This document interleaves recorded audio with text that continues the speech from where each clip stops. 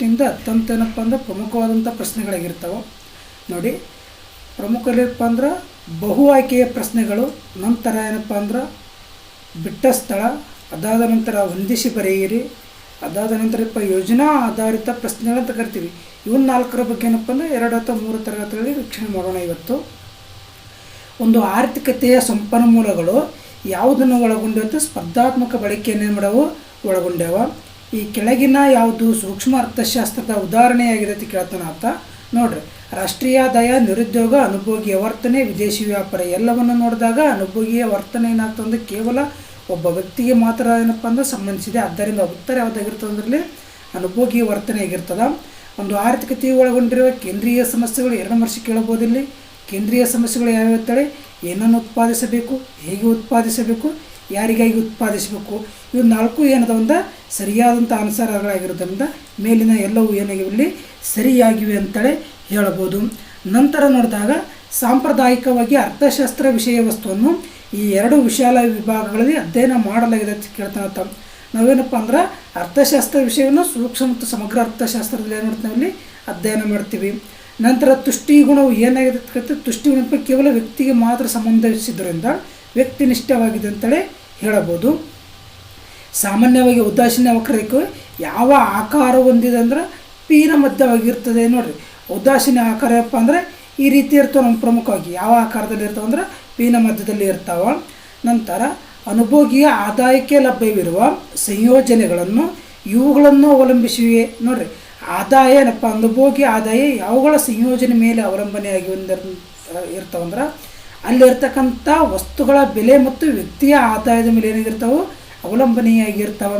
ನಂತರ ಬಜೆಟ್ ರೇಖೆಯ ಸಮೀಕರಣವನ್ನು ನೋಡಿದಾಗ ನೋಡಿರಿ, ಬಜೆಟ್ ರೇಖೆಯ ಸಮೀಕರಣವನ್ನು ನೋಡಿದಾಗ P1x1 + P2x2 ಏನಾಗಿರ್ತದೆ ಬಜೆಟ್ ರೇಖೆಯ ಸಮೀಕರಣವಾಗಿರ್ತದೆ. ನಂತರ ಆದಾಯದಲ್ಲಿ ಹೆಚ್ಚಳವಾದಂತೆ ಈ ಸರಕುಗಳ ಬೇಡಿಕೆ ಹೆಚ್ಚಳವಾಗುತ್ತದೆ. ಯಾವ ಸರಕುಗಳ ಬೇಡಿಕೆ ಹೆಚ್ಚಳವಾಗುತ್ತದೆ ಅಂದರೆ ಸಾಮಾನ್ಯ ಸರಕುಗಳ ಬೇಡಿಕೆ ಏನಾಗ್ತದೆ ಹೆಚ್ಚಳವಾಗ್ತದೆ. ನಂತರ ಲಂಬಾಂತರ ಬೇಡಿಕೆ ರೇಖೆಯು ಏನನ್ನು ಹೊಂದಿರ್ತದೆ? ಪರಿಪೂರ್ಣ ಅಸ್ಥಿತಿಸ್ಥಾಪಕತ್ವವನ್ನು ಏನು ಮಾಡಿರ್ತಾರೆ? ಲಂಬಾಂತರ ಬೇಡಿಕೆ ರೇಖೆ ಹೊಂದಿರ್ತದೆ ಅಂತೇಳಿ ಕೇಳಬಹುದು. ನಂತರ ನೋಡಿದಾಗ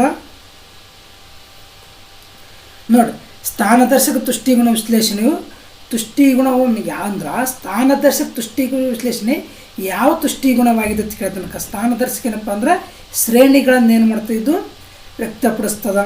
ನಂತರ ಉತ್ಪಾದನಾ ಬಿಂಬಕದ ಸೂತ್ರ ಪರೀಕ್ಷಾ ದೃಷ್ಟಿಯಿಂದ ಅತ್ಯಂತ ಪ್ರಮುಖವಾದಂಥ ಪ್ರಶ್ನೆ. Q=F(L)K. ನಂತರ ಅಲ್ಪಾವಧಿಯಲ್ಲಿ ಒಂದು ಉದ್ಯಮ ಘಟಕವು ಏನನ್ನು ಒಳಗೊಂಡಿರ್ತದೆ? ಎಲ್ಲ ಆದಾಯ ಬದಲಾಯಿಸುತ್ತದೆ, ಎಲ್ಲ ಆದಾಯ ಹೊಂದಿರ್ತದೆ, ಮೇಲಿನ ಯಾವುದೂ ಅಲ್ಲ, ಇವು ಯಾವುದು ಉತ್ತರ ಆಗಲ್ಲ. ಏನಾಗ್ತದೆ ಅಂದರೆ ಇಲ್ಲಿ ಎಲ್ಲ ಆದಾಯಗಳು ಏನು ಮಾಡೋದಿಲ್ಲಿ ಬದಲಾಯಿಸುವುದಿಲ್ಲ. ಯಾಕಂದ್ರೆ ಭೂಮಿ ಅನ್ನೋದು ಏನಾಗಿರ್ತದೆ ಅಲ್ಲಿ ಸ್ಥಿರವಾಗಿರ್ತದೆ. ಆದ್ದರಿಂದ ಎಲ್ಲ ಆದಾಯಗಳನ್ನು ಬದಲಾಯಿಸುವುದಿಲ್ಲ.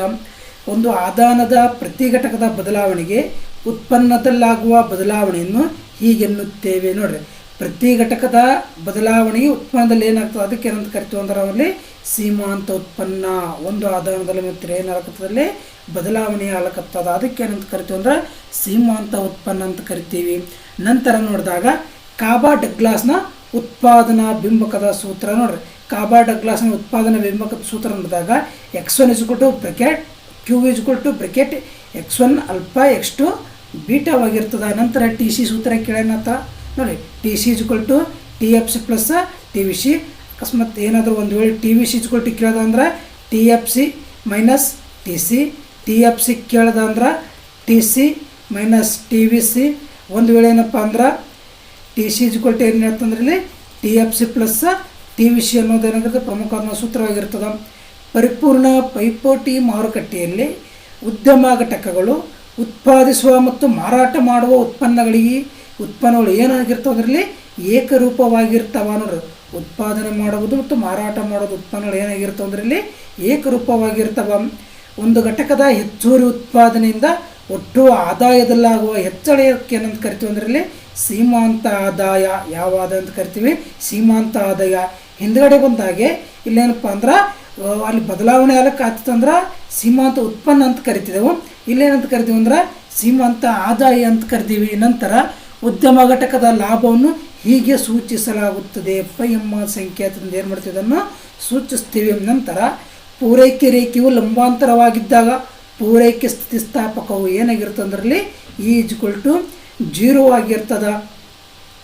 ಎಲಾಸ್ಟಿಸಿ ಡಿಮಾಂಡ್ ಸಪ್ಲೈ =0 ಅಂದಂಗೆ ಒಂದು ಉದ್ಯಮ ಘಟಕವು ತನ್ನ ಉತ್ಪನ್ನದ ಪ್ರತಿ ಘಟಕ ಉತ್ಪಾದನೆಯಿಂದ ಪಡೆಯುವ ಆದಾಯವನ್ನು ಹೀಗೆ ಎನ್ನುತ್ತೇವೆ. ನೋಡಿರಿ, ಪ್ರತಿ ಘಟಕ ಅಂತ ಪ್ರತಿ ಘಟಕದಿಂದ ಪಡೆಯುವ ಆದಾಯಕ್ಕೆ ಏನಂತ ಕರಿತೀವಿ ಅಂದ್ರೆ ಸರಾಸರಿ ಆದಾಯ ಅಂತ ಕರಿತೀವಿ. ಪರಿಪೂರ್ಣ ಪೈಪೋಟಿಯು ಮಾರುಕಟ್ಟೆಯಲ್ಲಿ ಕೊಳ್ಳುವವರು ಮತ್ತು ಮಾರುವವರು ಏನಾಗಿರ್ತದೆ ಅಂದ್ರೆ ಬೆಲೆ ಪಡೆಯುವವರಾಗಿರ್ತಾರ. ನೋಡಿರಿ, ಬೆಲೆ ಪಡೆಯುವವರಾಗಿರ್ತಾರಲ್ಲಿ ಕೊಳ್ಳುವವರು ಮತ್ತು ಮಾರುವವರು ಆಗಿರ್ತಾರ. ನಂತರ ನೋಡಿದಾಗ ಮಾರುಕಟ್ಟೆಯಲ್ಲಿನ ಎಲ್ಲ ಅನುಭೋಗಿಗಳು ಮತ್ತು ಉದ್ಯಮ ಘಟಕಗಳು ಯೋಜನೆಗಳಿಂದ ಹೊಂದಾಣಿಕೆಯಾಗುವ ಸನ್ನಿವೇಶ ಏನಾಗಿರ್ತದೆ ಅಂದ್ರೆ ಸಮತೋಲನ ಸನ್ನಿವೇಶ. ಏನು ಅರ್ಥ ಕೊಡ್ತದಪ್ಪ ಅಂದರೆ ಇಲ್ಲಿ ನೋಡ್ರಿ, ಎಲ್ಲ ಅನುಭೋಗಿಗಳು ಮತ್ತು ಉದ್ಯಮಗಳು ಇಲ್ಲಿ ಮಾರಾಟ ಮಾಡುವವರು ಮತ್ತು ಕೊಂಡುಕೊಳ್ಳುವವರು ನಡುವೇನಪ್ಪ ಅಂದ್ರೆ ಸಂಭಾಷಣೆ ನಡೀತದೆ. ಒಂದು ವಸ್ತುನ ಈ ರೇಟಿ 350 ರೂಪಾಯಿಗೆ ಮಾರಾಟ ಮಾಡಿದ ನಂತರ ಇವರು 250 ರೂಪಾಯಿ ಕೊಡ್ತೀನಿ ಅಂತ ಹೇಳ್ತಾರೆ. ಈ ಸಮಯದಲ್ಲಿ ಇವ್ರು 300 ರೂಪಾಯಿಗೆ ಬರ್ತಾರೆ, ಇವರು ಕೂಡ ಏನಪ್ಪ ಅಂದರೆ 300 ರೂಪಾಯಿಗೆ ಹೋಗ್ತಾರೆ. ಈ ಸನ್ನಿವೇಶಕ್ಕೆ ಏನಂತ ಕರಿತೀವಿ ಅಂದ್ರೆ ನಾವಿಲ್ಲಿ ಸಮತೋಲನ ಸನ್ನಿವೇಶ ಅಂತೇಳಿ ಕರಿತೀವಿ. ಉದ್ಯಮ ಘಟಕಗಳ ಸಂಖ್ಯೆಯಲ್ಲಿನ ಹೆಚ್ಚಳದ ಪರಿಣಾಮವಾಗಿ ಪೂರೈಕೆ ರೇಖೆಯು ಯಾವ ಕಡೆ ಪಲ್ಲಟಗೊಳ್ಳುತ್ತದೆ ಅಂದ್ರೆ ಬಲಕ್ಕೆ ಪಲ್ಲಟಗೊಳ್ಳುತ್ತದೆ. ನೋಡಿರಿ, ಉದ್ಯಮ ಘಟಕ ಸಂಖ್ಯೆಯಲ್ಲಿ ಹೆಚ್ಚಳದ ಪರಿಣಾಮವಾಗಿ ಪೂರೈಕೆ ಕಡೆ ಪಲ್ಲಟಗೊಳ್ಳುತ್ತದೆ ಅಂದ್ರೆ ಬಲಕ್ಕೆ ಪಲ್ಲಟಗೊಳ್ಳುತ್ತದೆ. ನಂತರ ನೋಡಿದಾಗ ಬೆಲೆಯು ಈ ಕೆಳಗಿನ ವೆಚ್ಚದ ಕನಿಷ್ಠ ಮಟ್ಟಕ್ಕೆ ಹೆಚ್ಚಾಗಿರುವವರೆಗೆ ಉದ್ಯಮಗಳ ಅಸಾಧಾರಣ ಲಾಭವನ್ನು ಗಳಿಸುತ್ತವೆ. ಸರಾಸರಿ ವೆಚ್ಚಕ್ಕೆ ಏನಪ್ಪ ಅಂದರೆ ಹೆಚ್ಚಾಗಿರುವವರೆಗೆ, ಸರಾಸರಿ ವೆಚ್ಚ ಎಲ್ಲಿವರೆಗೆ ಹೆಚ್ಚಾಗ್ತದೆ ಅಲ್ಲಿವರೆಗೆ ಮಾತ್ರ ಅಸಾಧಾರಣ ಲಾಭ ಗಳಿಸ್ತವೆ. ಸರ್ಕಾರವು ಸರಕು ಮತ್ತು ಸೇವೆ ಬೆಲೆಗೆ ಮೇಲ್ಮಿತಿಯನ್ನು ವಿಧಿಸ್ತದೆ. ಈ ಸರಕು ಸೇವೆಗೇನಪ್ಪ ಅಂದ್ರೆ ಬೆಲೆ ಮೇಲ್ಮಿತಿ ವಿಧಿಸಕ್ಕೆ ಏನಂತ ಕರಿತೀವಿ ಅಂದ್ರೆ ಬೆಲೆ ಮಿತಿ ಅಂತ ಕರಿತೀವಿ. ಸರ್ಕಾರವು ಸರಕು ಮತ್ತು ಸೇವೆಗೆ ಕನಿಷ್ಠ ಮಿತಿ ವಿಧಿಸೋದಕ್ಕೆ ಏನಂತ ಕರಿತೀವಿ ಅಂದ್ರೆ ಬೆಲೆ ಅಂತಸ್ತು. ನೋಡಿರಿ, ಬೆಲೆಗೆ ಮೇಲ್ಮಿತಿ ವಿಧಿಸೋದಕ್ಕೆ ಬೆಲೆ ಮಿತಿ ಅಂತ ಕರಿತೀವಿ, ಕನಿಷ್ಠ ಮಿತಿ ವಿಧಿಸೋದಕ್ಕೆ ಬೆಲೆ ಅಂತಸ್ತು ಅಂತೇಳಿ ಏನು ಮಾಡ್ತೀವಿ ಅದನ್ನು ಕರಿತೀವಿ. ನಂತರ ನೋಡಿದಾಗ ಏಕರೂಪವಲ್ಲದ ಸರಕುಗಳನ್ನು ಉತ್ಪಾದಿಸುವ ಮಾರುಕಟ್ಟೆಯ ಸಂರಚನೆಯನ್ನು ಸೌಮ್ಯಯುತ ಮಾರುಕಟ್ಟೆ ಅಂತ ಕರಿತೀವಿ. ಇದೇನಪ್ಪ ಅಂದ್ರೆ ಅಧ್ಯಾಯಕ್ಕಿಲ್ಲ. ನಂತರ ನೋಡಿದಾಗ ನೋಡ್ರಿ,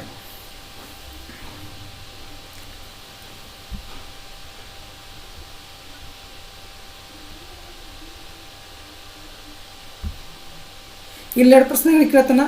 ಬೇಡಿಕೆ ರೇಖೆ ಸ್ಥಿತಿಸ್ಥಾಪಕವು ಒಂದಕ್ಕಿಂತ ಹೆಚ್ಚಾದಾಗ MR ಮಾರ್ಜಿನಲ್ ರೆವಿನ್ಯೂ ಅಂತೇಳಿ ಕೇಳ್ತಾನಂತ. ಮಾರ್ಜಿನಲ್ ರೆವಿನ್ಯೂ ಅಂದ್ರಪ್ಪ ಅಂದ್ರೆ ಸೀಮಾಂತ ಆದಾಯವು ಏನಾಗ್ತಂದ್ರಲ್ಲಿ ಧನಾತ್ಮಕವಾಗಿರುತ್ತದೆ. ನಂತರ ಲಾಭದ ಸೂತ್ರ ಏನಂದ್ರೆ TR minus TC, total revenue minus total cost ಅಂದ್ರೆ ಒಟ್ಟು ಆದಾಯ. ಒಟ್ಟು ಆದಾಯದಲ್ಲಿ ನೋಡಿರಿ, ಒಟ್ಟು ವೆಚ್ಚವನ್ನು ಕಳೆದಾಗ ಬರೋದು ಯಾವುದಾಗಿರ್ತದೆ ನಮಗಿಲ್ಲಿ ಲಾಭವಾಗಿರ್ತದೆ. ನಂತರ ನೋಡಿದಾಗ ಆರ್ಥಿಕ ನಿರ್ಣಯ ತೆಗೆದುಕೊಳ್ಳುವ ವ್ಯಕ್ತಿಗಳಿಗೆ ಅಥವಾ ಸಂಸ್ಥೆಗಳಿಗೆ ಏನಂತ ಕರಿತೀವಿ ಅಂದ್ರೆ ನಾವಿಲ್ಲಿ ಏಜೆಂಟ್, ಆರ್ಥಿಕ ಏಜೆಂಟರ್ ಅಂತ ಕರಿತೀವಿ. 1936ರಲ್ಲಿ ಬ್ರಿಟಿಷ್ ಅರ್ಥಶಾಸ್ತ್ರಜ್ಞ ಜಾನ್ ಮೆನಾರ್ಡ್ ಕೇನ್ಸ್ ಅವರು ಪ್ರಕಟಿಸಿದ ಪ್ರಸಿದ್ಧ ಗ್ರಂಥ ಯಾವುದಂತ ಕೇಳ್ತಾನ.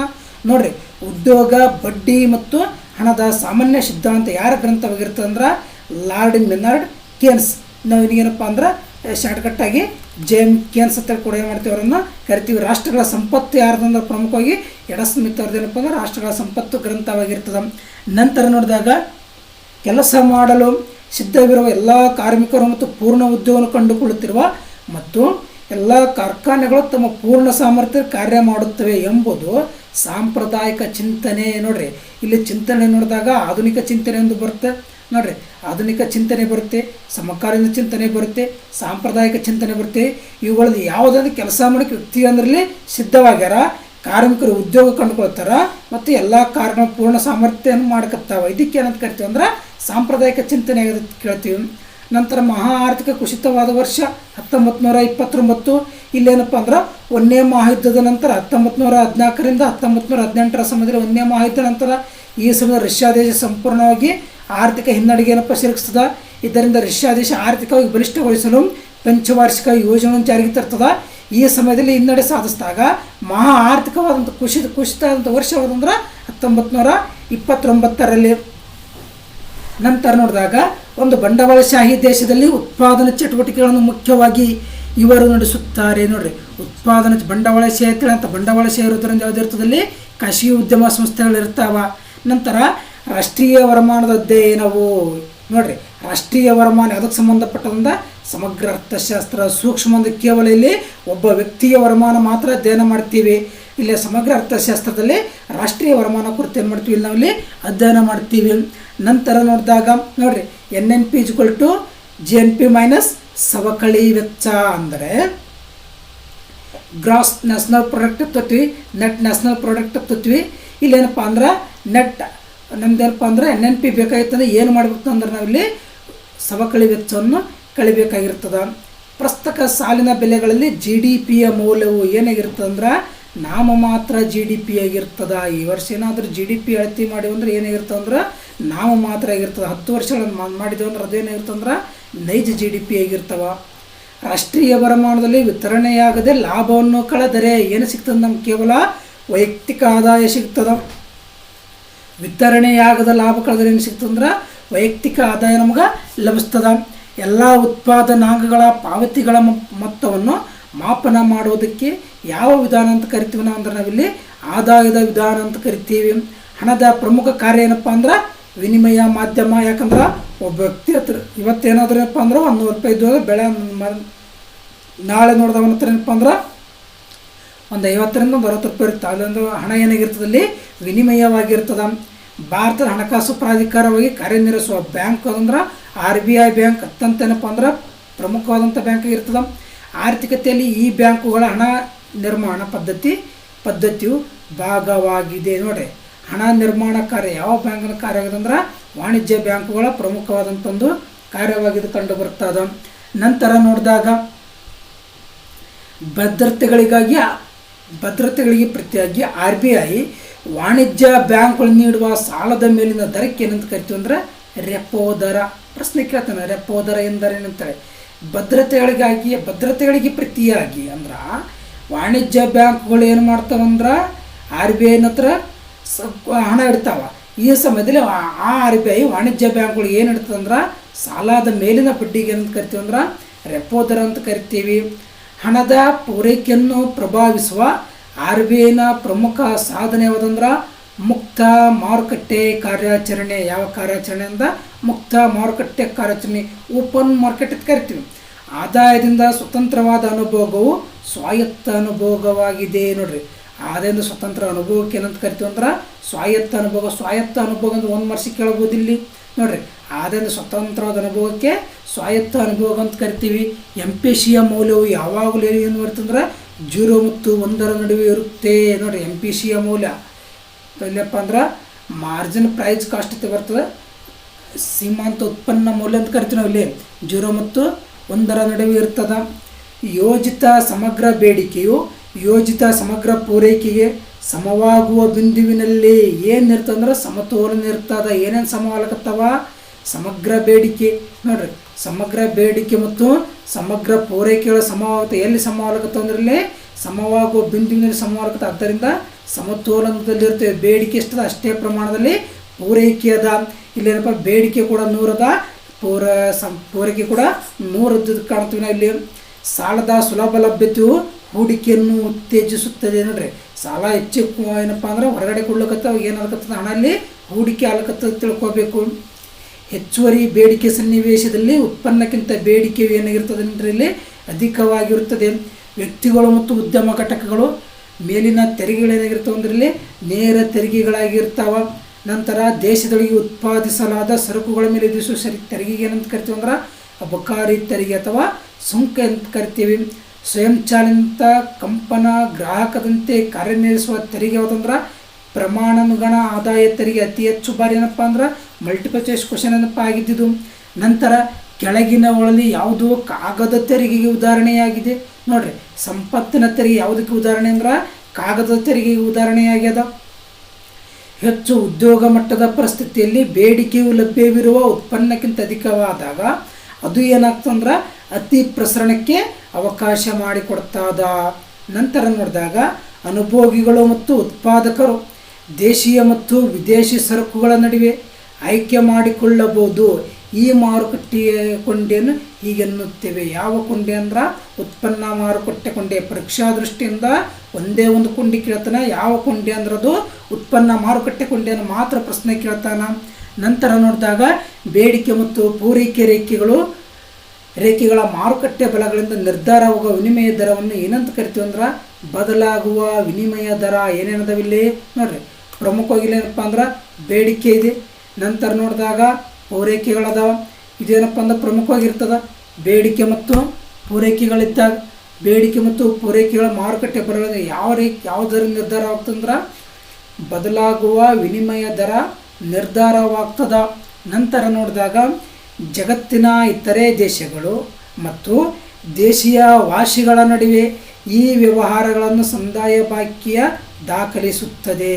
ಸರಕುಗಳ ವ್ಯಾಪಾರ, ಸೇವೆಗಳ ವ್ಯಾಪಾರ, ಆಸ್ತಿಗಳ ವ್ಯಾಪಾರ ಎಲ್ಲವೂ ಎಲ್ಲಿ ಬರ್ತಾವ ಅಂದರೆ ಇಲ್ಲಿ ಪ್ರಮುಖವಾಗಿ ಸಂದಾಯ ಬಾಕಿಯಲ್ಲಿ ಬರ್ತಾವ.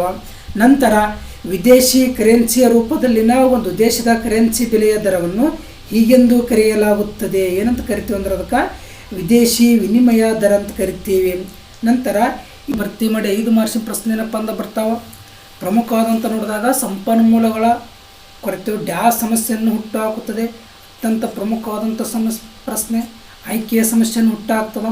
ನಂತರ ನೋಡಿದಾಗ ಕೇಂದ್ರೀಯ ಯೋಜಿತ ಆರ್ಥಿಕತೆಯಲ್ಲಿ ಎಲ್ಲ ಪ್ರಮುಖ ನಿರ್ಧಾರಗಳನ್ನು ಡ್ಯಾಶ್ ತೆಗೆದುಕೊಳ್ಳುತ್ತದೆ. ನೋಡಿದಾಗ ನೋಡಿ, ಕೇಂದ್ರೀಯ ಯೋಜಿತ ಆರ್ಥಿಕತೆ ಅಂದಾಗ ಸರ್ಕಾರ ಏನು ಮಾಡ್ತದೆ, ಎಲ್ಲ ನಿರ್ಧಾರಗಳನ್ನು ತೆಗೆದುಕೊಳ್ಳುತ್ತದೆ.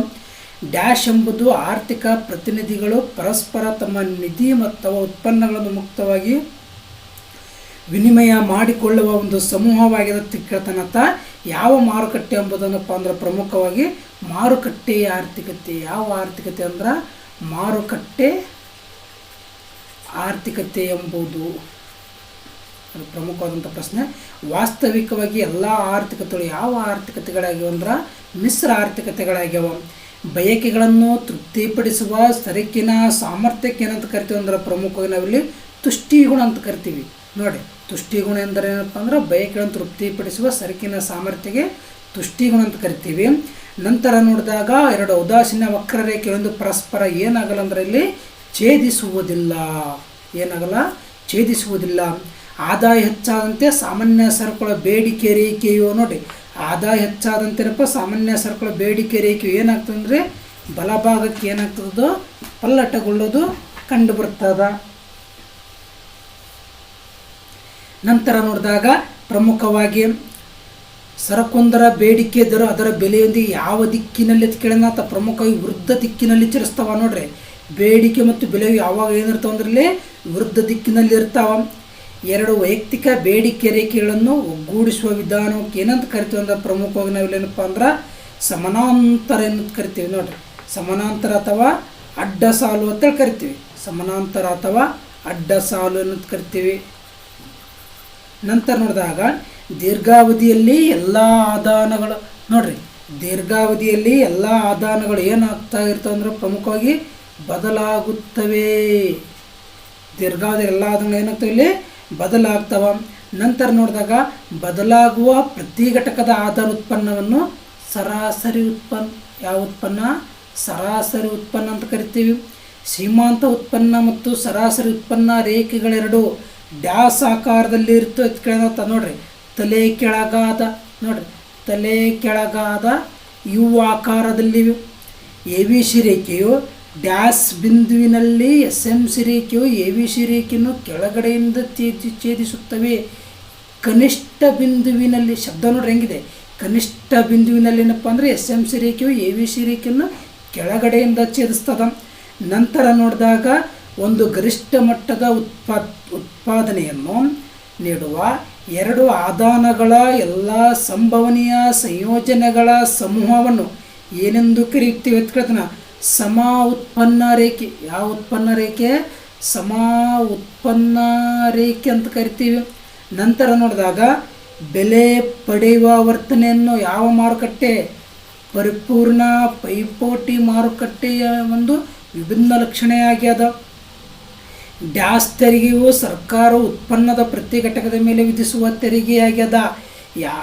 ನೋಡ್ರಿ, ಪ್ರಮುಖ 16 ಡ್ಯಾಶ್ ತೆರಿಗೆಯು ಘಟಕ ತೆರಿಗೆ ತೋಕಿಲಿ. ಯಾವ ತೆರಿಗೆ ಆನ್ಸರ್ ಅಂದ್ರೆ ಘಟಕ ತೆರಿಗೆಯು ಸರ್ಕಾರವು ಉತ್ಪನ್ನದ ಪ್ರತಿ ಘಟಕದ ಮೇಲೆ ವಿಧಿಸುವ ತೆರಿಗೆ ಆಗ್ಯದ ಅಂತ ಹೇಳ್ತಾನೆ ಪ್ರಮುಖವಾಗಿ.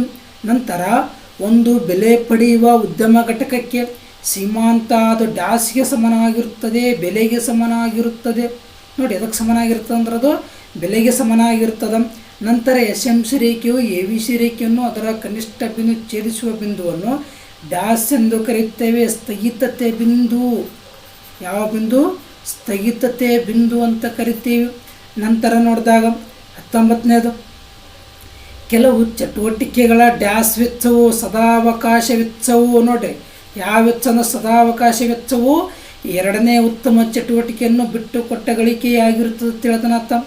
ನಂತರ ನೋಡಿದಾಗ ಪರಿಪೂರ್ಣ ಪೈಪೋಟಿ ಮಾರುಕಟ್ಟೆಯಲ್ಲಿ ಸಮತೋಲನವು ಮಾರುಕಟ್ಟೆ ಬೇಡಿಕೆಗೆ ಮಾರುಕಟ್ಟೆ ಪೂರೈಕೆ ಡ್ಯಾಸ್ ಆದಾಗ ಸಂಭವಿಸುತ್ತದೆ, ಸಮನಾದಾಗ, ಸಮಾನಾಂತರ ಆದಾಗ. ನೋಡ್ರಿ ಯಾವ ಸಮಾನಾಂತರ ಆದ ಸಂಭವಿಸ್ತದೆ ಅಂದರೆ ಬೇಡಿಕೆ ಮತ್ತು ಪೂರೈಕೆಗಳು ಏನಿರಬೇಕಲ್ಲಿ ಸಮವಾಗಿರಬೇಕು. ನಂತರ ಪೂರೈಕೆ ರೇಖೆಯು ಎಡಕ್ಕೂ ಮತ್ತು ಬೇಡಿಕೆ ರೇಖೆ ಬಲಕ್ಕೆ ಪಲ್ಲಟಗೊಂಡರೆ ಸಮತೋಲನವು ಡ್ಯಾಸ್ ಬೆಲೆಯಾಗುತ್ತದೆ. ನೋಡ್ರಿ ಏನಾಗ್ತದೆ ಅಂದರೆ ಪ್ರಮುಖವಾಗಿ ಹೆಚ್ಚಾಗುತ್ತದೆ, ಬೆಲೆಯು ಏನಾಗಿರ್ತದೆ ಇಲ್ಲಿ ಹೆಚ್ಚಾಗುತ್ತದೆ. ನಂತರ 22ನೇದು ನೋಡಿದಾಗ ಶ್ರಮದ ಬೇಡಿಕೆ ಮತ್ತು ಪೂರೈಕೆ ರೇಖೆಗಳು ಪರಸ್ಪರ ಛೇದಿಸುವ ಬಿಂದುವಿನಲ್ಲಿ ಡ್ಯಾಸ್ ನಿರ್ಧಾರವಾಗುತ್ತದೆ, ಕೂಲಿಯ ದರ ನಿರ್ಧಾರವಾಗುತ್ತದೆ. ಯಾವ ದರ ನಿರ್ಧಾರವಾಗುತ್ತದೆ? ಕೂಲಿಯ ದರ ನಿರ್ಧಾರವಾಗುತ್ತದೆ.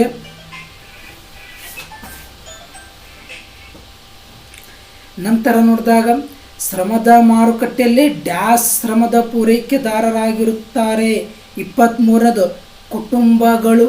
ನೋಡ್ರಿ ಕುಟುಂಬಗಳು ಏನಾಗಿರ್ತವೆ ಇಲ್ಲಿ ಶ್ರಮದ ಪೂರೈಕೆದಾರರಾಗಿರುತ್ತಾರೆ. ನಂತರ 24ನೇದು ಬೇಡಿಕೆ ಮತ್ತು ಪೂರೈಕೆ ರೇಖೆಗಳೆರಡೂ ಬಲಕ್ಕೆ ಪಲ್ಲಟಗೊಳ್ಳುವುದರಿಂದ ಸಮತೋಲನ ಬೆಲೆಯು ಹೆಚ್ಚಾಗಬಹುದು ಅಥವಾ ಕಡಿಮೆ ಆಗಬಹುದು ಅಥವಾ ಬದಲಾಗದೇ ಇರಬಹುದು. ನಂತರ ನೋಡಿದಾಗ ಪರಿಪೂರ್ಣ ಪೈಪೋಟಿ ಮಾರುಕಟ್ಟೆಯಲ್ಲಿ ಡ್ಯಾಸ್ ಕಾರ್ಯಾಚರಣೆ. ನೋಡ್ರಿ ಯಾವ ಕಾರ್ಯಾಚರಣೆ ಇಲ್ಲಿ? ಕಾಣದ ಕೈ ಕಾರ್ಯಾಚರಣೆ, ಕಾಣದ ಕೈ. ನೋಡ್ರಿ ನಂತರ ಅಧಿಕ ಪ್ರಮಾಣದ ಸರಕುಗಳನ್ನು ಮಾರಾಟ ಮಾಡುವ ಏಕಸ್ವಾಮ್ಯ ಘಟಕದ ನಿರ್ಧಾರ ಡ್ಯಾಸನ್ನು ಕಡಿಮೆ ಮಾಡುತ್ತದೆ ಅಂತ ಹೇಳ್ತಾನತ್ತ. ಡ್ಯಾಸನ್ನು ಕಡಿಮೆ ಮಾಡಿದಾಗ ಮಾತ್ರ ಸಾಧ್ಯವಾಗುತ್ತದೆ, ಬೆಲೆಯನ್ನು ಕಡಿಮೆ ಮಾಡಿದಾಗ ಮಾತ್ರ ಸಾಧ್ಯವಾಗುತ್ತದೆ. ನಂತರ 27 ಪೈಪೋಟಿಯಲ್ಲಿ ವರ್ತನೆ ಮತ್ತು ಪೈಪೋಟಿಯ ಮಾರುಕಟ್ಟೆ ರಚನೆ ಡ್ಯಾಸ್ ಸಂಬಂಧವನ್ನು ಸೂಚಿಸುತ್ತದೆ ಅಂತ ಹೇಳ್ತಾನಂತ ಪ್ರಮುಖವಾಗಿ. ಯಾವ ಸಂಬಂಧ ಅಂದ್ರೆ ವಿರುದ್ಧ ಸಂಬಂಧ. ನಂತರ 28 ಏಕಸ್ವಾಮ್ಯ ಮಾರುಕಟ್ಟೆಯಲ್ಲಿ ಮಾರಾಟವಾಗುವ ಸರಕು ಡ್ಯಾಸ್ ಸರಕುಗಳಿರುವುದಿಲ್ಲ, ಬದಲಿ ಸರಕುಗಳಿರುವುದಿಲ್ಲ. ಒಟ್ಟು ಆದಾಯ ಇಜ್ಕೊಳ್ತು. ನೋಡ್ರಿ ಒಟ್ಟು ಆದಾಯ ಇಜ್ಕೊಳ್ತು P/Q. ನಂತರ ಪ್ರತಿ ಘಟಕದಷ್ಟು ಸರಕನ್ನು ಮಾರಾಟ ಮಾಡಿದಾಗ ಉದ್ಯಮ ಘಟಕವು ಪಡೆಯುವ ಆದಾಯವನ್ನು. ನೋಡ್ರಿ ಉದ್ಯಮ ಘಟಕ ಪಡೆಯುವ ಆದಾಯಕ್ಕೆ ಏನಂತ ಕರಿತೀವಿ ಅಂದ್ರೆ ಸರಾಸರಿ ಆದಾಯ ಅಂತ ಕರಿತೀವಿ. ಯಾವ ಆದಾಯ? ಸರಾಸರಿ ಆದಾಯ ಅಂತ ಕರಿತೀವಿ. ನಂತರ ನೋಡಿದಾಗ ಶೂನ್ಯ ಉತ್ಪಾದನೆ ವೆಚ್ಚದೊಂದಿಗೆ ಏಕಸ್ವಾಮ್ಯ ಉದ್ಯಮ ಘಟಕದ ಒಟ್ಟು ಆದಾಯ ಗರಿಷ್ಠವಾದಾಗ ಲಾಭವು ಡ್ಯಾಸ್ ಆಗಿರುತ್ತದೆ. ನೋಡ್ರಿ ಲಾಭವು ಗರಿಷ್ಠವಾಗಿರುತ್ತದೆ. ಏನಾಯ್ತು? ಶೂನ್ಯ ಉತ್ಪಾದನೆ ವೆಚ್ಚದೊಂದಿಗೆ ಏಕಸ್ವಾಮ್ಯ ಉದ್ಯಮ ಘಟಕದ ಒಟ್ಟು ಆದಾಯ ಉತ್ಪಾದನೆ ಏನಾಗಿರಲಿ ಶೂನ್ಯ ಅಂದಾಗ ಲಾಭ ಏನಾಗಿರ್ತದೆ? ಆದಾಯ ಗರಿಷ್ಠವಾಗಿರ್ತದೆ. 32 ನೋಡಿದಾಗ ಡ್ಯಾಸ್ ಇಡೀ ಆರ್ಥಿಕತೆಯ ಸ್ಥಿತಿಗತಿಗಳನ್ನು ನಿಭಾಯಿಸಲು ಪ್ರಯತ್ನಿಸುತ್ತದೆ. ಯಾವ ಆರ್ಥಿಕತೆ ಅಂದ್ರೆ ಸಮಗ್ರ ಆರ್ಥಿಕತೆ. ಯಾವ ಆರ್ಥಿಕತೆ? ಸಮಗ್ರ ಆರ್ಥಿಕತೆ. ಭೂಮಿಗೆ ಸಲ್ಲಿಸಿದ. ನೋಡ್ರಿ ಭೂಮಿಗೆ ಸಲ್ಲಿದ ಸೇವೆಗೆ ಆದಾಯದ ಒಂದು ಡ್ಯಾಸ್ ರೂಪದಲ್ಲಿ, ಗೇಣಿಯ ರೂಪದಲ್ಲಿ ಉತ್ಪಾದನಾಂಗಗಳು ಗೊತ್ತಿರಬೇಕು.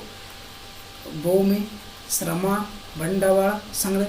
ಭೂಮಿಗೆ ಗೇಣಿ, ಶ್ರಮಕ್ಕೆ ಕೂಲಿ, ಬಂಡವಾಳಕ್ಕೆ ಬಡ್ಡಿ, ಸಂಘಟನೆಗೆ ಲಾಭ. ಇವೇನಪ್ಪ ಅಂದ್ರೆ ಪ್ರಮುಖವಾಗಿರ್ತವೆ.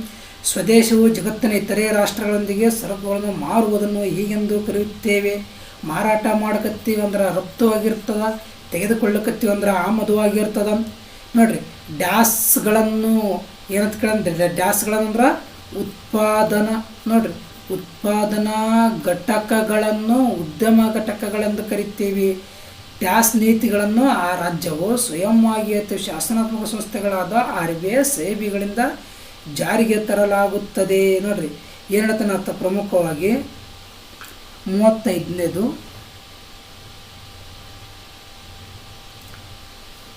ಸಮಗ್ರ ಆರ್ಥಿಕ ನೀತಿಗಳನ್ನು ನೋಡ್ರಿ, ಎರಡು ಕಡೆ ಸಮಗ್ರ ಬಂದುವ ನೋಡ್ರಿ. ಸಮಗ್ರ ಆರ್ಥಿಕ ನೀತಿಗಳನ್ನು ಏನು ಮಾಡ್ತೀವಿ ಅಂದ್ರೆ ಸ್ವಯಂ ಆಗಿತ್ತು ಶಾಸನಾತ್ಮಕ ಸಂಸ್ಥೆಗಳಾದ RBI SEBIಗಳಿಂದ ಜಾರಿಗೆ ತರ್ತೀವಿ. ನಂತರ ನೋಡಿದಾಗ ಡ್ಯಾಸ್ ನಿರ್ದಿಷ್ಟ ಕಾಲಘಟ್ಟದಲ್ಲಿ ವ್ಯಾಖ್ಯಾನಿಸಲಾಗುತ್ತೆ ದಾಸ್ತಾನುಗಳನ್ನು. ನಂತರ ನೋಡಿದಾಗ ಡ್ಯಾಸ್ ಸರಕುಗಳ ಉತ್ಪಾದನೆ ಯಾವುದೇ ಮುಂದಿನ ಹಂತದಲ್ಲಿ ಹಾದು ಹೋಗುವುದಿಲ್ಲ, ಅಂದರೆ ಅಂತಿಮ ಸರಕುಗಳು ಏನು ಮಾಡೋದು ಮುಂದಿನ ಹಂತದಲ್ಲಿ ಹಾದು ಹೋಗಲ್ಲ. ನಂತರ 39 ನೋಡಿದಾಗ ಡ್ಯಾಸ್ ಎಂಬುದು ಬಂಡವಾಳ ಸರಕಿನ ಸವಕಲು ಹರಕಲಿನ ವಾರ್ಷಿಕ ಭತ್ಯೆಯಾಗಿದೆ. ಸವಕಳಿ ಎಂಬುದು ಯಾವುದೆಂಬುದು ಸವಕಳಿ ಎಂಬುದು. ನಂತರ ನೋಡಿದಾಗ ಡ್ಯಾಶ್ ಎಂಬುದು ದಾಸ್ತಾನಿನ ಚಲಕವಾಗಿದೆ. ನೋಡ್ರಿ ಯಾವುದಂದ್ರೆ ತಪಶೀಲು, ನೋಡ್ರಿ ಯಾವುದು ತಪಶೀಲು ಪಟ್ಟಿ ಏನಪ್ಪ ಅಂದ್ರೆ ದಾಸ್ತಾನಿನ ಚಲಕ. ನಂತರ 41 ನೋಡಿದಾಗ ಮಾಲಿನ್ಯವು ಯಾವ ಬಾಹ್ಯತೆ ನಕಾರಾತ್ಮಕ. ಒಂದು ವೇಳೆ ಋಣಾತ್ಮಕ ಕೊಟ್ಟರು ಓಕೆ, ಋಣಾತ್ಮಕ ಅಂದರೂ ಒಂದೇ, ನಕಾರಾತ್ಮಕ ಅಂದರೂ ಒಂದೇ. ನಂತರ ನೋಡಿದಾಗ ಒಂದು ಉದ್ಯಮ ಘಟಕವು ಮಾಡಿದ ನಿವ್ವಳ ಕೊಡುಗೆಯನ್ನು ಅದರ ಡ್ಯಾಸ್ ಎನ್ನುತ್ತೇವೆ, ಮೌಲ್ಯವರ್ಧಿತ. ಪ್ರಶ್ನೆ ಇಂಪಾರ್ಟೆಂಟ್, ಮೌಲ್ಯವರ್ಧಿತ ಎನ್ನುತ್ತೇವೆ. ನಂತರ 43 ನೋಡಿದಾಗ ಹಣದ ಬಳಕೆ ಇಲ್ಲದೆ ನಡೆಯುವ ಆರ್ಥಿಕ ವಿನಿಮಯಗಳನ್ನು ನೋಡ್ರಿ. ಹಣದ ಬಳಕೆ ಇಲ್ಲದೆ ಆರ್ಥಿಕ ವಿನಿಮಯ ನಡೀತಂದ್ರೆ ವಸ್ತು ವಿನಿಮಯ ಪದ್ಧತಿ ಅಥವಾ ಸಾಟಿ ವಿನಿಮಯ ಪದ್ಧತಿ. ಕುರಿ ಕೊಟ್ಟು ಕೋಳಿ ತೊಗೊತೀವಲ್ಲ ನಾವಿಲ್ಲಿ, ಅಕ್ಕಿ ಕೊಟ್ಟು ಗೋಧಿ ತೊಗೋದು ಅಂದ್ರೆ ಹಣದ ಬಳಕೆ ಇಲ್ಲದೆ ನಡೆಯುವ ಆರ್ಥಿಕ ನಿಯಮಗಳನ್ನು ಸಾಟಿ ವಿನಿಮಯ ಪದ್ಧತಿ ಅಂತ ಕರಿತೀವಿ. ನಂತರ ನೋಡಿದಾಗ ಭಾರತದಲ್ಲಿ ಕರೆನ್ಸಿ ನೋಟ್ಗಳನ್ನು ಚಲಾವಣೆ ಏಕಮಾತ್ರ ಸಂಸ್ಥೆ RBI, reserve bank of India ಅಂತ ಕರಿತೀವಿ. ನಂತರ ನೋಡಿದಾಗ ಇಲ್ಲೇನಪ್ಪ ಅಂದ್ರೆ ಭಾರತದಲ್ಲಿ ನಾಣ್ಯಗಳನ್ನು ಭಾರತ ಸರ್ಕಾರ, ಯಾವ ಸರ್ಕಾರ? ಭಾರತ ಸರ್ಕಾರ ತಂತೀವಿ. ನಂತರ ಹಣವನ್ನು ಇಟ್ಟುಕೊಳ್ಳುವ ಮುಖ್ಯ ಉದ್ದೇಶ ಏನಂದ್ರೆ ಡ್ಯಾಸ್ ನಿಭಾಯಿಸಲು. ಏನು ನಿಭಾಯಿಸಗಳನ್ನು ಅಂದ್ರೆ ವ್ಯವಹಾರಗಳನ್ನು ನಿಭಾಯಿಸೋಕ್ಕೆ ಏನು ಮಾಡ್ತೀವಿ? ಹಣವನ್ನು ಇಟ್ಕೊಳ್ತೀವಿ. M1 ಮತ್ತು M2ಗಳನ್ನು ಏನಂತ ಕರಿತೀವಿ ಅಂದ್ರೆ ನಾವಿಲ್ಲಿ ಸಂಕುಚಿತ ಹಣ ಅಂತ ಕರಿತೀವಿ. ಯಾವ ಹಣ ಅಂತ ಕರಿತೀವಿ? ಸಂಕುಚಿತ ಹಣ ಅಂತ ಕರಿತೀವಿ. M3 ಮತ್ತು M4ಗಳನ್ನು ವಿಶಾಲ ಹಣ ಅಂತ ಕರಿತೀವಿ. ಯಾವ ಹಣ ಅಂತ ಕರಿತೀವಿ ಅಂದ್ರೆ ಅದಕ್ಕೆ ವಿಶಾಲ ಹಣ ಅಂತಲೇ ಕರಿತೀವಿ. ನೋಡಿರಿ, ಶಿವಾಯ ಡ್ಯಾಸ್ ಮೇಲಿನ ಅನುಭೋಗದ ಅವಲಂಬನೆಯನ್ನು ತೋರಿಸುತ್ತದೆ ಅಂತ ಕರಿತದೆ. ಆದಾಯದ ಮೇಲಿನ, ಎದರ ಮೇಲಿನ ಅಂದ್ರೆ ಆದಾಯದ ಮೇಲಿನ ಅನುಭೋಗದ ಅವಲಂಬನೆಯನ್ನು ತೋರಿಸುತ್ತದೆ. ನಂತರ ಉಳಿತಾಯವು ಆದಾಯದ ಡ್ಯಾಸ್ ಭಾಗವಾಗಿದೆ. ನೋಡ್ರಿ, ಉಳಿತಾಯ ಆದಾಯದ ಅನುಭೋಗವಾಗದ, ಏನಾಗದ? ಅನುಭೋಗವಾಗದ ಭಾಗವಾಗಿದೆ. ನಂತರ ನೋಡಿದಾಗ ಡ್ಯಾಸ್ ಅನ್ನು ಫಸ್ಟಿಗೆ ಆದಾಯದ ಪ್ರತಿ ಘಟಕದ ಅನುಭೋಗದ ಸರಾಸರಿ ಪ್ರವೃತ್ತಿಯ ಆಗಿದೆ, APC ಅಂತ ಕರಿತಾನೆ ಅರ್ಥ. ನಂತರ 51ನೇದು ನೋಡಿದಾಗ ಡ್ಯಾಸ್ ಅನ್ನು ಹೂಡಿಕೆಯನ್ನು ಭೌತಿಕ ಬಂಡವಾಳ ಸಂಗ್ರಹಿಕೆ ಹಾಗೂ ಸೇರ್ಪಡೆ ಎಂದು ವ್ಯಾಖ್ಯಾನಿಸಲಾಗುತ್ತದೆ. ನಂತರ ಗುಣಕದ ಗಾತ್ರವು ನೋಡ್ರಿ, ಗುಣಕದ ಗಾತ್ರವು ಡ್ಯಾಸ್ನ ಮೌಲ್ಯವನ್ನು ಅವಲಂಬಿಸಿದೆ, MPCಯ ಮೌಲ್ಯವನ್ನು ಅವಲಂಬಿಸಿದೆ. ನಂತರ ನೋಡಿದಾಗ ಪ್ರಮುಖವಾಗಿ ಐಬಾರಿದು ಧನಾತ್ಮಕ ಸ್ಥಿರಾಂಕವಾಗಿದ್ದು ಡ್ಯಾಸ್ ಹೂಡಿಕೆಯನ್ನು ಪ್ರತಿನಿಧಿಸುತ್ತದೆ. ನೋಡ್ರಿ, ಯಾವ ಹೂಡಿಕೆ ಪ್ರತಿನಿಧಿಸ್ತದೆ? ಸ್ವಾಯತ್ತ ಹೂಡಿಕೆ. ಯಾವ ಹೂಡಿಕೆ ಪ್ರತಿನಿಧಿಸ್ತದೆ? ಇದು ಸ್ವಾಯತ್ತ ಹೂಡಿಕೆಯನ್ನು ಪ್ರತಿನಿಧಿಸ್ತದ. ನಂತರ ನೋಡಿದಾಗ ಹಣ ಪಾವತಿಸದ, ನೋಡಿ ಎಷ್ಟು ಜನಕ್ಕದ ಪ್ರಶ್ನೆ. ಹಣ ಪಾವತಿಸದ ಸಾರ್ವಜನಿಕ ಸರಕುಗಳ ಬಳಕೆದಾರರನ್ನು ಏನಂತ ಕರಿತೀವಿ ಅಂದ್ರೆ ನಾವಿಲ್ಲಿ ಪುಕ್ಕಟೆ ಸವಾರರು ಅಂತ ಕರಿತೀವಿ. ನಂತರ ಭಾರತದಲ್ಲಿ ಹಣಕಾಸು ಡ್ಯಾಸ್ನಿಂದ ಡ್ಯಾಸ್ವರೆಗೆ ಇರ್ತದೆ. ಹಣಕಾಸು ವರ್ಷ ಎಲ್ಲಿಂದ ತಿಳ್ತಾನತ್ತ? April 1ರಿಂದ March 31. ನೋಡಿರಿ, ಏಪ್ರಿಲ್ 1ರಿಂದ ಮಾರ್ಚ್ 31 ಭಾರತಕ್ಕೆ ಆಮದಾಗುವ ಮತ್ತು ಭಾರತದಿಂದ ಹೊರಗೆ ರಫ್ತಾಗುವ ಸರಕುಗಳ ಮೇಲೆ ವಿಧಿಸುವ ತೆರಿಗೆ ಡ್ಯಾಸ್ ತೆರಿಗೆಯಾಗಿದೆ ಅಂತ ಕೇಳ್ತಾನತ್ತ. ಯಾವ ತೆರಿಗೆ ಆಗಿದೆ ಅಂದ್ರೆ ರಫ್ತು ಆಮದು ಸುಂಕ. ರಫ್ತು ಆಮದು ಸುಂಕ. ಯಾಕೆ ಎರಡು ತೊಗೊಂಡೆವು ನೋಡ್ರಿ, ಇಲ್ಕಂದ್ರೆ ಕಸ್ಟಮ್ಸ್. ಅದು ಕಸ್ಟಮ್ಸ್ ಅಂದ್ರೆ ಆಮದನು ಆಲಕತ್ತದ, ರಫ್ತು ನಾಲ್ಕತ್ತು, ರಫ್ತು ಆಮದು ಸುಂಕ ಅಥವಾ ಕಸ್ಟಮ್ಸ್ ಅಂತ ಕರಿತೀವಿ. ಸರ್ಕಾರವು ಅದು ಸಂಗ್ರಹಿಸುವ ಆದಾಯಕ್ಕೆ ಸಮನಾದಾಗ ಮೊತ್ತವನ್ನು ವೆಚ್ಚ ಮಾಡುತ್ತದೆ. ಇದನ್ನು ಡ್ಯಾಸ್ ಎಂದು ಕರಿತೇವೆ. ಯಾವುದು ಕರಿತೀವಿ ಅಂದರೆ ಯಾವ ಮುಂಗಡ ಪತ್ರ ಆಗಿರ್ತಂದ್ರೆ ಪ್ರಮುಖವಾಗಿದೆ ಸಮತೋಲನ ಮುಂಗಡ ಪತ್ರ. ಯಾವ ಮುಂಗಡ ಪತ್ರ? ಸಮತೋಲನ ಮುಂಗಡ ಪತ್ರ. ನಂತರ ನೋಡಿದಾಗ ಕಂದಾಯ ಕೊರತೆ ಇಜ್ಕೊಟ್ಟು ಕಂದಾಯ ವೆಚ್ಚ ಮೈನಸ್ ಕಂದಾಯ ಸ್ವೀಕೃತಿಗಳು. ಯಾವ ಸ್ವೀಕೃತಿಗಳು? ಕಂದಾಯ ಸ್ವೀಕೃತಿಗಳಾಗಿರ್ತದ.